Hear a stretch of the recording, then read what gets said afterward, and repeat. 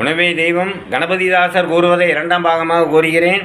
நடக்கினும் வாசிபாரு, நாட்டமும் வாசிபாரு, முடக்கினும் வாசிபாரு, முடிசுழி வாசிபாரு. நடக்கணும்னு என்ன, இந்த தேகம் எப்படி நீ கடமையாக வேலை செய்தாலும் அந்த சுழுமுனை சுவாசத்தில் தான் இருக்க வேண்டும்.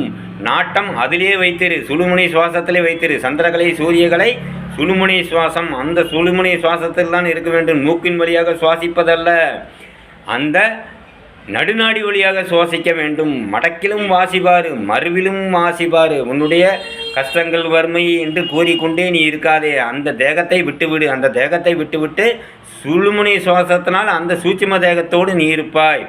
திறக்குடு நாகை நாதர் திருநடனம் செய்வாய் நெஞ்சே. அந்த நடராஜர் பெருமாள் தான் இந்த தேகத்தில் ஆடிக்கொண்டிருக்கிறார். அந்த சுவாசமாக, அந்த அணுவாக அவர் நடனமாடுவதுதான் நடராஜ பெருமான் என்று கூறுகிறார்கள்.